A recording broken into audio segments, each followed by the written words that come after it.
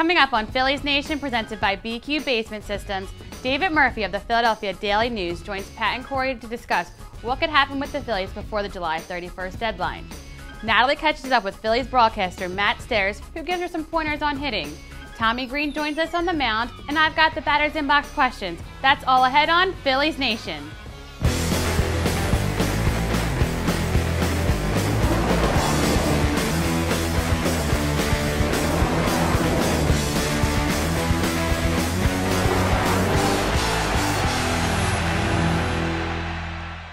Welcome, folks. It is the latest Phillies Nation, and he is Corey Simon. I'm Pat Gallen. We're here at Shibe Vintage Sports, 13th and Walnut in Center City, and the show, of course, brought to you by BQ Basement Systems. We're also joined by our friend from the Philadelphia Daily News, baseball columnist Dave Murphy. Dave, thanks for hanging out. I'm thrilled.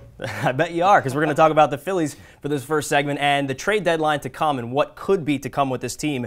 Now, last season they had an opportunity to sell off some of their parts. They decided to bring guys back like Chase Utley. Carlos Ruiz is still here on a long-term contract. But what do you think the difference could be in this trade deadline as opposed to last? A greater sense of futility for the future, I think.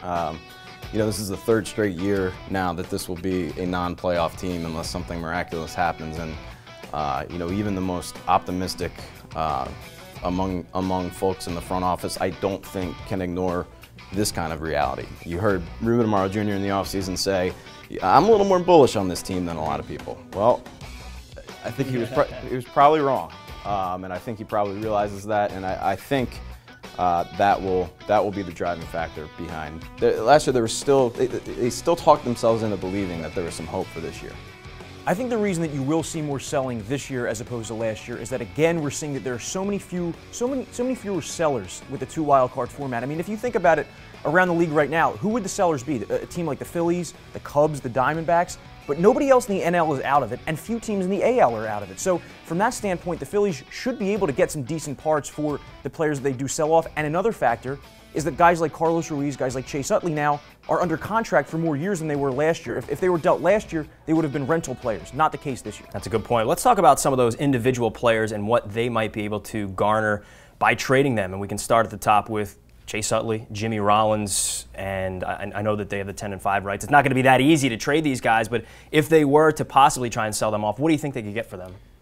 I mean, if either one of those players were to okay a deal, I'm pretty sure they would be top of the market. I mean, you're talking, a couple prospects, one blue chip prospect, and maybe a middle level prospect. A lot would have to do,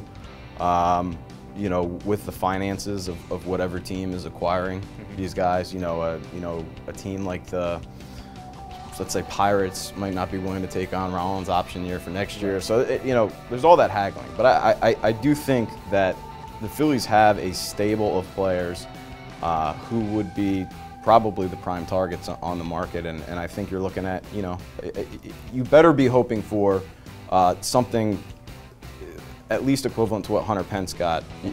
You would want more than that, obviously, and hopefully they would be the right players this time.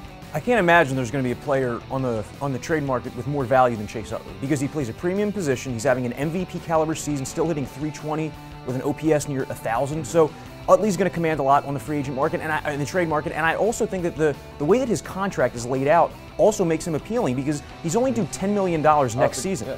And then after that, he has a trio of $15 million options that only vest if he gets 500 plate appearances per season. So an acquiring team, a team like the Oakland Athletics, for example, that need a second baseman, that would be a very appealing contract for them, just $10 million next year with a chance to make it a 4-year deal. Yeah, I mean, the big question is, will these guys waive their 10-5 rights? You saw the Cubs spend 2 or 3 seasons trying to get rid of Alfonso Soriano. It's weird to look at it, and I don't know that there's a parallel exactly to the Sixers and the tank, but the ideal situation for the long-term future of this franchise is for things to get so miserable over the next couple of months that all of these guys are willing to leave town. Otherwise, Ruiz and Marlon Byrd might be your most easily dealt commodities. One guy that might not be so easy to move is Cliff Lee. Now, we know that he's a hell of a pitcher, but He's coming off the injury. The elbow problem might set him back a little bit and might cause some teams to pause before trading for him. There's another guy that if they decide to move on from him and if he decides that he's willing to move on, he's got a big contract, but he can definitely get you, if healthy, a pretty good nut in return. Right. Well, the problem is that Cliff Lee, when he returns, it might only be 3 or 4 starts that he pitches before the trade deadline. And is a team going to be willing to not only part with prospects, but pay that salary for Cliff Lee when they don't even know that in the second half of the season he's going to be a healthy ace? I don't know if that's going to happen. Unfortunately, it kind of looks like the Jonathan Papelbon situation last year where the Phillies' most tradable asset floundered and didn't allow them to trade him. Yeah, I just don't see Cliff Lee wanting to go? No, I see him wanting to go. I don't see anybody wanting to deal for him because, again, you're talking about variables like, you know, $60-some million left on his $30-some million left on his contract. You know, that's tough to take on even if the guy's healthy, you know, when a guy's 35, 36. This is a 35, 36-year-old with now an elbow problem. No team is going to give up prospects and take on money if there's a chance they can be made a fool of when his elbow blows up in August.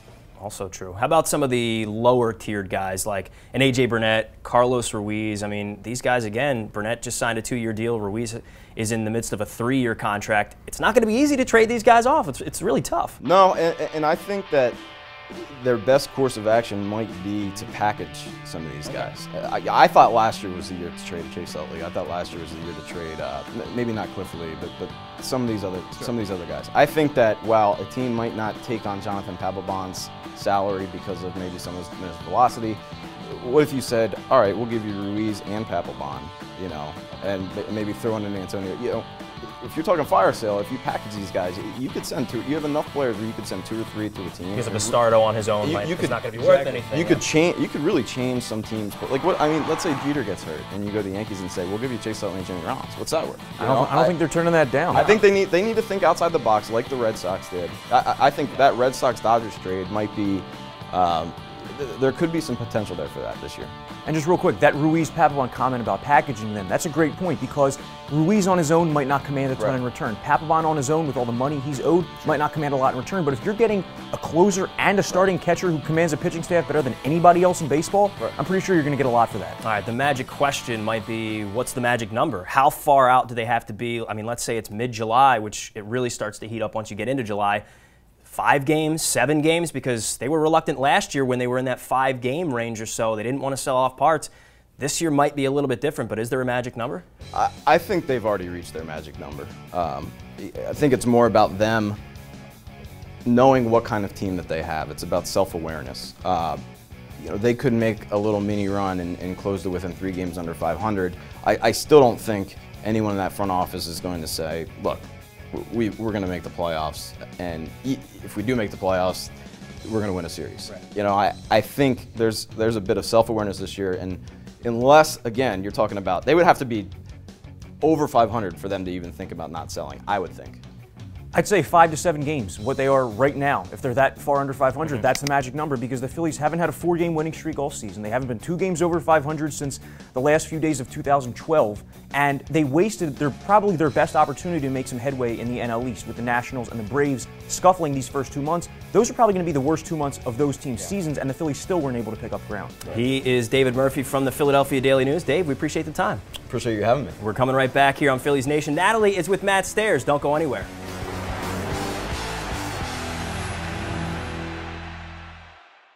Our customers tell us it's important that they know who they're doing business with. Basement foundation issues are never fun, and finding a contractor that you can trust can be hard. That's why I founded BQ Basement Systems in 1997. We're the experts in identifying and fixing problems in your basement, your crawl space, foundation repairs, and all things basementing. Have one of our certified inspectors out for your free evaluation and estimate. Visit us at bqbasementsystems.com or call us at 1-800-339-2070.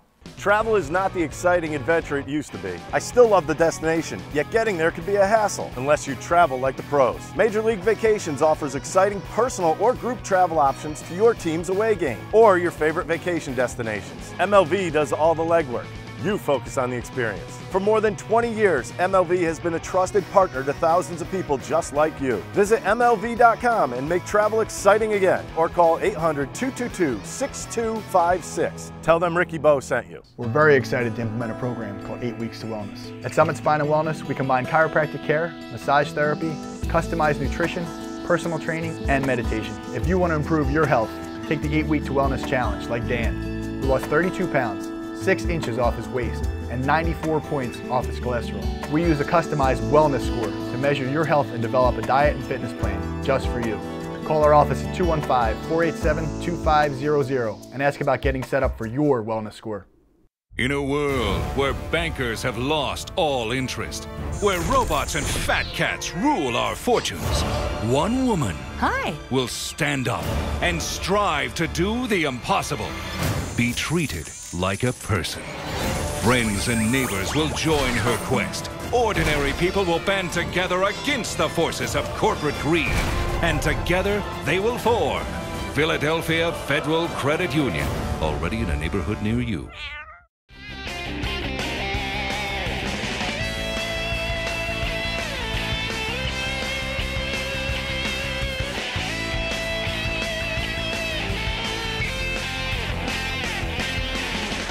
The natural.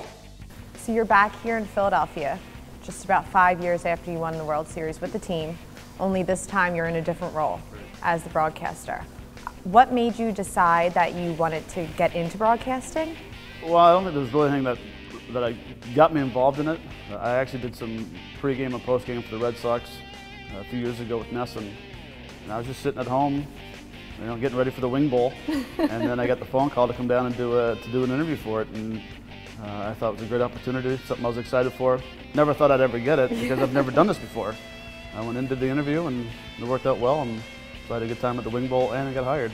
Well, you got the balance down, you got the swing down. Now we just need to get you the stride down because your left foot has not moved yet. What made you want to work in Philadelphia? You had been on 12 different teams, right? 12? Yeah. Yeah, 12 different teams. So what made you decide to want to come back here? Well, I think it's pretty easy. I had some offers to do some other places. World Series champion. Yeah. The home run, HK's last call. The short time that I was here, a lot of things happened.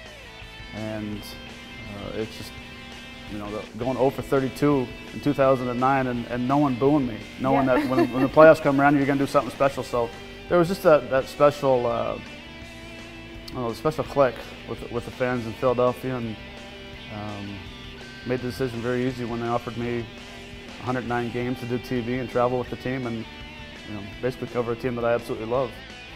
You're hitting like Ty Cobb. Co-ed teams looking for me. I know you probably get this question a lot, but what was that like in that moment when you hit that ball? Oh, the NLCS? Yeah, Game 4. Game 4 NLCS. 3-1 pitch from Broxton. I don't remember. No. It was something you'll never forget. And it's because that was my first at bat in about 8 days. So I sat around and the home run was hit by Victorino. The crowd got a little quiet. Chooch hit the base at the left field, and all of a sudden they brought Broxton in. And he's given up 1 home run the whole year versus a left-hander. So then all of a sudden this place went dead. I was in a happy spot. I was on deck taking my practice swings, and he was coming in playing his music, I guess. I didn't hear nothing.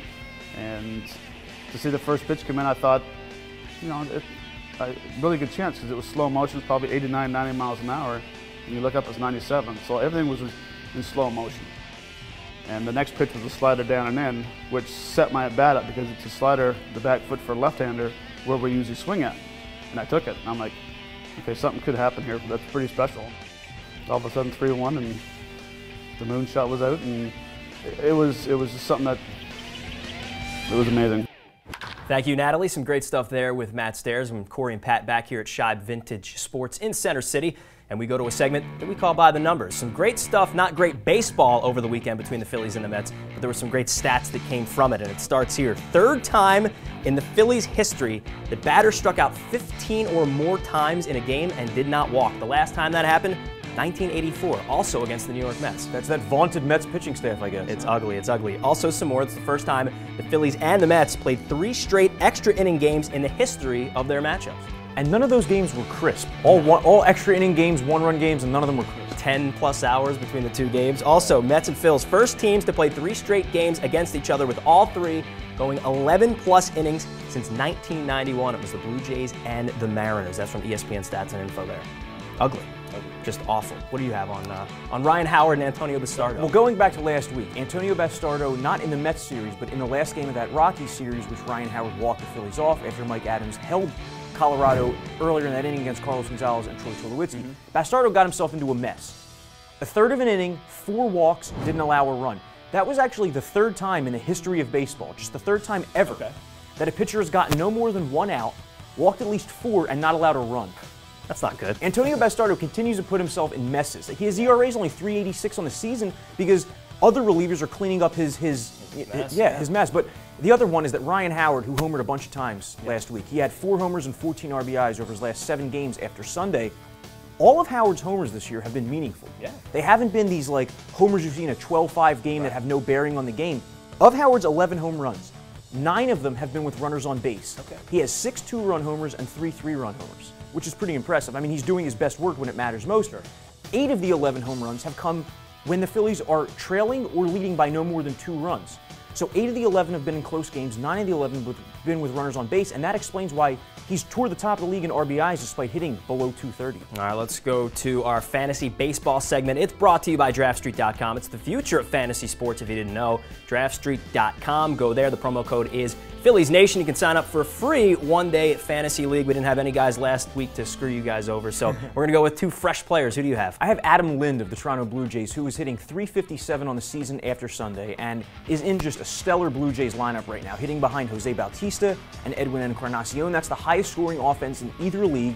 The Blue Jays have won something like 16 of their last 20 games. Lind has been a key part of it, and if you lost Prince Fielder, for example, at first base, or if you don't have Billy Butler performing, Adam Lind's a good waiver wire pickup. Another possible first baseman. How about Mike Napoli, the Boston Red Sox? 73% he's only owned in Yahoo leagues. A lot of people were dropping him because of the injury, but he's going to be back soon. And that Red Sox offense, when it gets hot, they can put up a lot of runs. That's it for the fantasy baseball segment. It's brought to you by DraftStreet.com. Visit DraftStreet.com. Use the promo code Phillies Nation. Pat and Corey coming right back after this.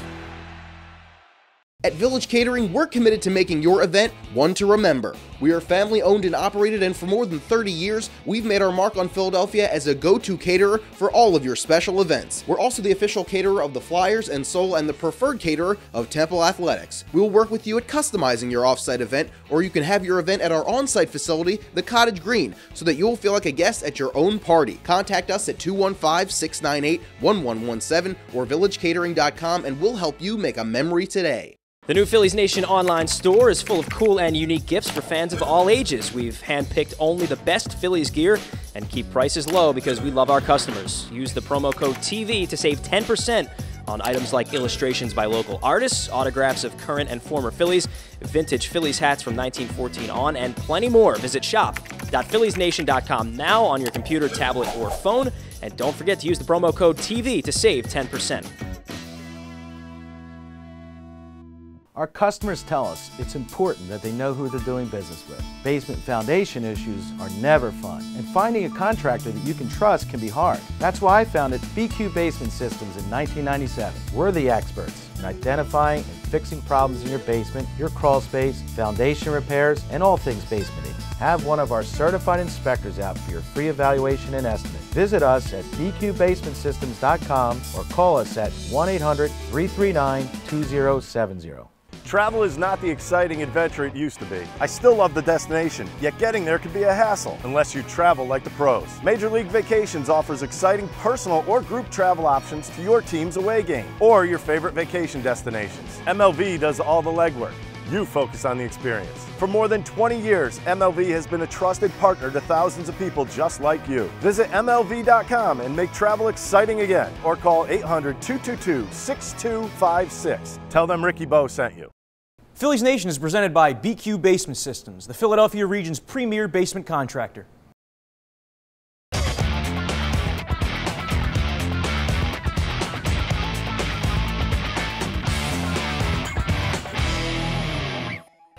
Welcome back to Phillies Nation, presented by BQ Basement Systems.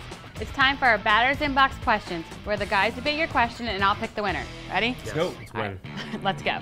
Our first question asks, 2 months in, what has been the most surprising storyline from the Phillies? Pat? I think it's absolutely Dominic Brown. He's been hovering around 200 all season, no power whatsoever, and that's after 27 home runs last year. I know that he had a hot first half, but you're thinking after you saw the season that he had, he would take the next step forward, and he really hasn't done that. If anything, he's regressed completely. The defense still isn't there. It's so-so. The base running, he's made a lot of blunders on the bases this year. And again, a 200 average, it just isn't going to do it because they needed him to be a middle-of-the-order type of power bat, and he hasn't been able to give them that at all. So I think it's Dominic Brown's struggles this year. Pat went micro, I'm going to go macro. I'm going to say that the biggest surprise to me is that everything we heard this offseason, none of it's come true. You heard that if Ryan Howard had power, the Phillies would contend. He's on pace for 33 and 117, still 6 games under through Sunday. Chase Utley's hitting 320. Jimmy Rollins has the highest on-base percentage of his career. Carlos Ruiz has a 403 on-base percentage, and yet the Phillies are still struggling, not making up any ground in the NL East, and we've seen that this team, even when the key guys, the key 35-year-old veterans are performing, they don't have enough. To me, that's a huge surprise because I would have thought that if all these guys were producing and Mike Adams also keeping games in check in the 8th inning of games for Jonathan Pavlon, I think they were much better than 24 and 30 through Sunday. As much as I agree with you, I'm going to have to go with Pat. All right, I'll take it. 1 point for me. All right. Our next question asks, should the Phillies have kept Bobby Abreu out of spring training? Corey? Yeah, I didn't agree when they cut him, and I'm not just saying that because he killed the Phillies over the weekend. I'm saying that because the Phillies all season have lacked a left-handed bat off the bench who has patience and power. Bobby Abreu, in his worst days, can still run a 3-2 count against a reliever, a young reliever. Like when Bobby Abreu was facing the Phillies this weekend, for example, when he faced the Phillies' young relievers, when he faced the Phillies' starting pitchers, he made everybody work.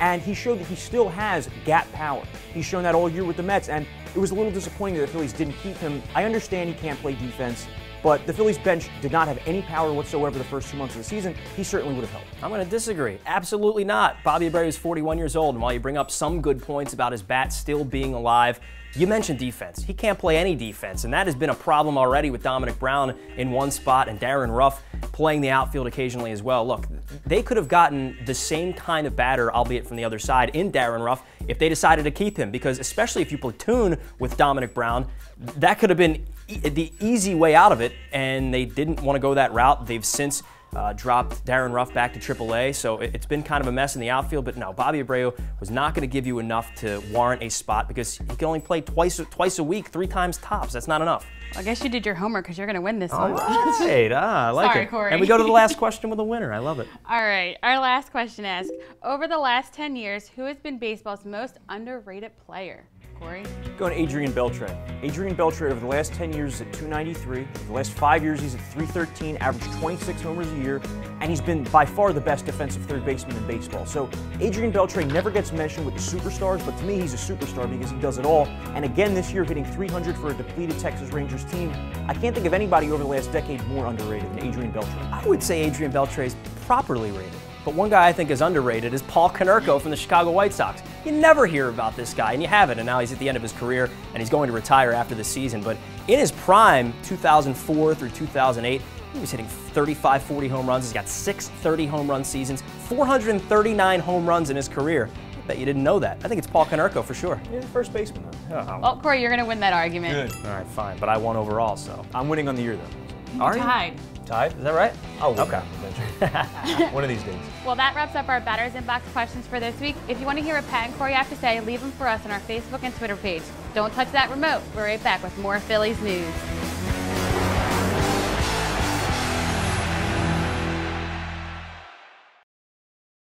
In a world where bankers have lost all interest, where robots and fat cats rule our fortunes, one woman will stand up and strive to do the impossible. Be treated like a person. Friends and neighbors will join her quest. Ordinary people will band together against the forces of corporate greed. And together they will form Philadelphia Federal Credit Union, already in a neighborhood near you. At Village Catering, we're committed to making your event one to remember. We are family owned and operated, and for more than 30 years, we've made our mark on Philadelphia as a go-to caterer for all of your special events. We're also the official caterer of the Flyers and Soul and the preferred caterer of Temple Athletics. We will work with you at customizing your off-site event, or you can have your event at our on-site facility, the Cottage Green, so that you'll feel like a guest at your own party. Contact us at 215-698-1117 or villagecatering.com and we'll help you make a memory today. Our customers tell us it's important that they know who they're doing business with. Basement foundation issues are never fun, and finding a contractor that you can trust can be hard. That's why I founded BQ Basement Systems in 1997. We're the experts in identifying and fixing problems in your basement, your crawl space, foundation repairs, and all things basementing. Have one of our certified inspectors out for your free evaluation and estimate. Visit us at bqbasementsystems.com or call us at 1-800-339-2070. We're very excited to implement a program called 8 Weeks to Wellness. At Summit Spine and Wellness, we combine chiropractic care, massage therapy, customized nutrition, personal training, and meditation. If you want to improve your health, take the 8 Week to Wellness Challenge like Dan, who lost 32 pounds, 6 inches off his waist, and 94 points off his cholesterol. We use a customized wellness score to measure your health and develop a diet and fitness plan just for you. Call our office at 215-487-2500 and ask about getting set up for your wellness score.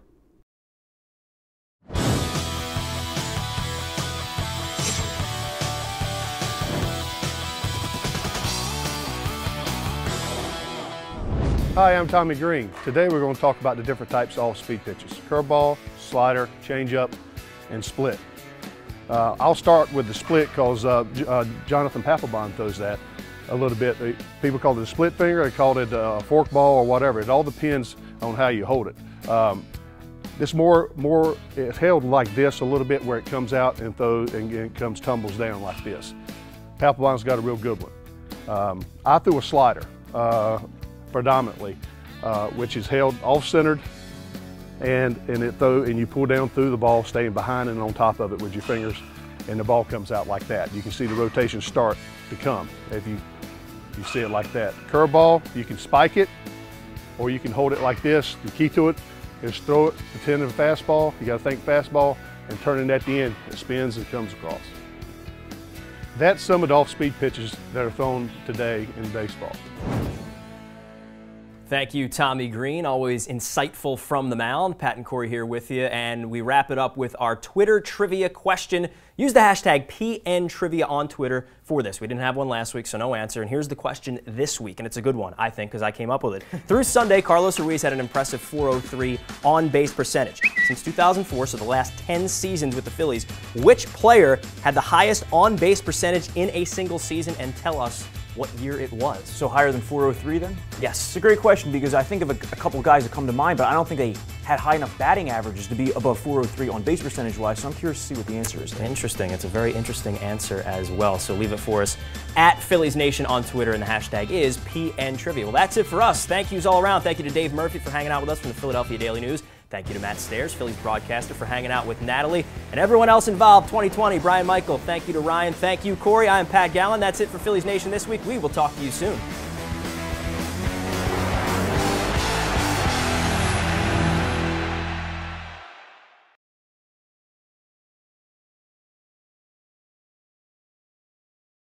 If you want a different way to see Phillies baseball inside and out, then Phillies Nation's the show to watch.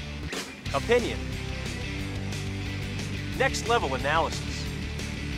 Advanced stats. Interaction with you, the fans. We've got you covered on Phillies Nation, Tuesdays at 6 on the Comcast Network.